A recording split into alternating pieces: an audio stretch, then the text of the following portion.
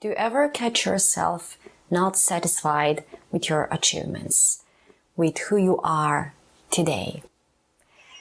And you are not able to relax, you're not able to enjoy in your achievements and everything that you have done. And then you are thinking that you are not good enough yet, what you have done is not good enough yet, and that you have to do something more and more and more and more and more and more and more and more. And then you are there with some really negative feelings, negative self-talk. Sometimes instead of feeling that you have done something really good and you achieved enough, you feel low self-esteem, low self-worth, and you think that everybody else achieved more than you and that you are not at that final line that you imagined yet. If your answer is yes, then it sounds like you are in a race for the ideal self. The ideal self is a mental image that one designs, creates, strives for, and tries to achieve. It can refer to any area of your life, career, relationship, personal characteristics, social life. But if there is one ideal self picture that we imagined, that automatically means that the current picture of ourselves that we have is not good or good enough according to our own measurements. Who measures that? But what this race is all about, actually? For a start, we should ask ourselves one question. How many ideal selves we already created in the past, and how many of them we surpassed?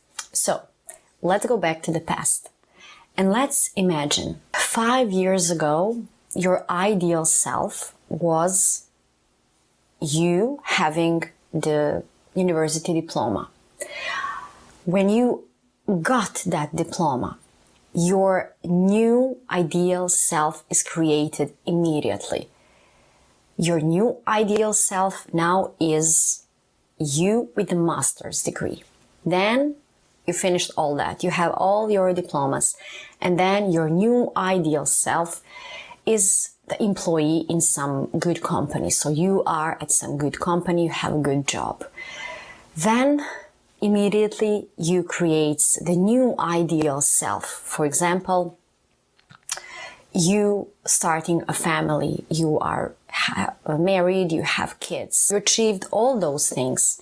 And then there's the new ideal self of all those things, but the beautiful house or the beautiful home, better house, better, everything that is outside. And then if you achieve everything that is outside, if you accomplished to create your world, your external world, just the way you want and you imagined all those diplomas, beautiful house, beautiful family. And then if you don't have anything else to do outside, you can turn into your personal characteristics. But let me tell you one little fact. You already done all those things because of your personal internal characteristics, because you were thinking that it's not enough. I am not successful enough with my personal characteristics, so I have to build something outside. I'm insecure inside, so I have to build everything that is outside to prove myself that I am good enough, or successful enough, or worth it enough, or respected enough. And why all of those things? Because of the wrong beliefs that we created and absorbed from our childhood. Irrational beliefs. If you want to read more about this, just search Albert Ellis, Rational Emotive Behavior Therapy. irrational beliefs or inner child or shadow inner child, and you will find what you need to hear. So basically, when you put so much time and energy to build something, to build your outer world just in some way that is right and good enough in order to prove yourself that you are good enough, that you have good personal characteristics, and when you don't have any work out there anymore, then you can turn into your personal characteristics. Maybe I'm selfish. Maybe I'm not generous enough. Maybe I am not disciplined enough. Maybe I am not happy enough. Maybe I'm not kind enough. I'm sure you have your own list, just like I had my own list. I love lists, but this list I hate. Not good list. So it's your quest for something more. Why do we think that we have to become something more than we already are? Anytime you catch yourself in this mindset, because this is just a mindset, ask yourself, why do I think that I have to be something more than I already am? Why? Journal or just think about it. Dive into your subconscious and try to answer on this question, why? Because I'm sure you will find the ridiculous reasons, and you will find out that it's really not necessary. You can find peace and happiness and feel good in your own body and skin and mind, just if you find out that those reasons comes from the shadow inner child and childhood, some beliefs that are not worth of all this. On the other hand, striving for more is in a human nature, and it's good, and it can be productive. It motivates us. It gives us the strength to move on, to accomplish some things. And you should just move on and continue with it to that line where you don't feel good anymore. When you start feeling exhausted and when you start feeling some negative feelings, I guess you should stop. Because this is a race. And if you are in a race, you got exhausted. So what you have to do is to create a gap, a space, a time where you will stop and just enjoy and being okay with all your achievements and with who you are today, right now. Time to embrace your inner world and also the outer world. It's okay. It's enough. Because for someone, what you have done and who you are is above enough. It's above enough. So one interesting fact that who you are today maybe is someone's ideal self. Maybe someone is striving to achieve and to become who you are today. Don't shoot too far and too high. Just step or two forward.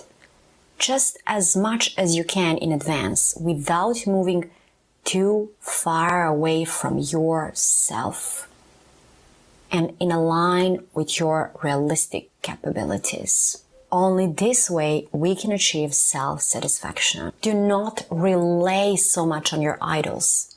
Follow them, let them be your inspiration, but never let that picture and that image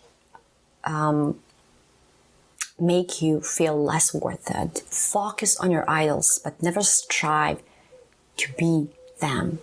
You are one, special, and unique in this world. So this circle and the race running to my ideal self is completely useless because it's a never-ending cycle. you have one ideal self, you achieve that, immediately you create another ideal self. And so much running in one circle is really exhausting. And I was so exhausted. And I asked myself, where am I running? Why am I running? What am I trying to catch? What am I trying to achieve? Why I don't just stop and tell to myself, see myself from some other angle and like other people see me. For example, I was striving to become something more and better, and then I was exhausted in that race, and then I saw my child looking at me like they're telling me, what are you doing? You are perfect to me. Stop. So I'm sure you have one person in your life that look at you completely in some another way, some person that really loves you the way who you are, and that person thinks that you are enough, and you can see that in someone's eyes. You can see that in the way someone is looking at you. So if you don't know what to do, and if you cannot do this by your own thoughts and your own eyes to see yourself as enough, just pretend that you are looking at yourself through the eyes of someone who truly loves you. So if you like this video, please don't forget to subscribe, don't forget to hit that bell button, and write me in the comments, write me in inbox, what would you like to hear more, what would you like to learn more about. See you next time.